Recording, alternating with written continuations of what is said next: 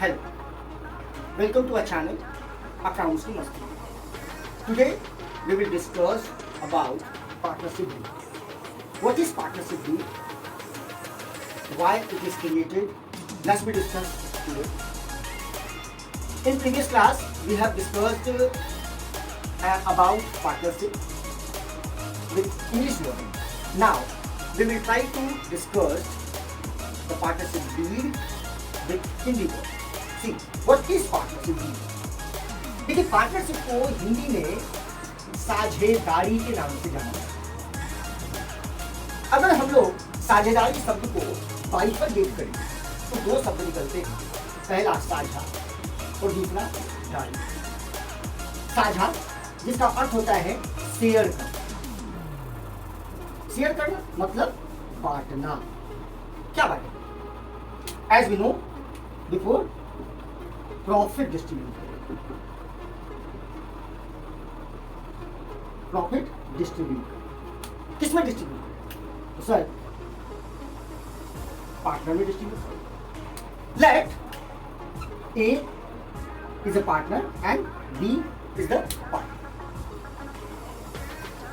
हम लोगों ने मैंने आपको पहले ही बताया था कि separately they known as a partner, लेकिन अगर ये कलेक्टिवली आ जाए तो दे कॉल्ड फर्म. अब एक सवाल, सर फर्म क्रिएट कैसे? फर्म क्रिएट होगा जब अग्रीमेंट बने. अग्रीमेंट कब बनेगा? जब दोनों के बीच में, ये दोनों पार्टनर्स के बीच में जब म्यूचुअल कंसेंट हो. म्यूचुअल कंसेंट का मतलब सर, इसकी हिंदी होती है आपसी सहमति. आपसी सहमति का मतलब देखिए, यहां कंसेंट शब्द है. कंसेंट का अर्थ होता है व्हेन टू या more than two people who agree upon with the same thing and same sense. Means whoever is the partner, they must be consent about every term whatever is decided of creation to the partners. मतलब आपसी सहमति. सहमति का तात्पर्य जब दोनों party एक ही बात और एक ही भाव से सहमत हो और एक ही बात पर सहमत हो. अर्थात जब सभी पार्टनर आपस में एक ही बात से सहमत होंगे तो उन दोनों के बीच जो कंसेंट बनेगा, सहमति बनेगा, उसे आपसी सहमति का नाम हम दे सकते हैं. सर अब ये आपसी सहमति रिटन हो तो ज्यादा बेस्ट है, यानी ये एक रिटन डॉक्यूमेंट हो.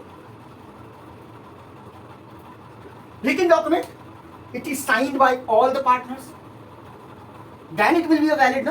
अगर ये सभी पार्टनर्स के साइन नहीं होंगे तो ये वैलिड नहीं होगा. सर इसी रिटन डॉक्यूमेंट को हम लोग partnership deed. Let's revise. What is partnership deed? Partnership deed, that word is means साझेदारी. साझेदारी, if we bifurcate this word, साझा प्लस दारी. साझा मीन्स शेयर करना यानी बांटना. क्या बांटना? तो सर हम प्रॉफिट बांटेंगे. किसको बांटेंगे? तो सर पार्टनर्स को बांटेंगे. पार्टनर्स कौन? A and B. Separately they known as a partner but collectively they known as a firm.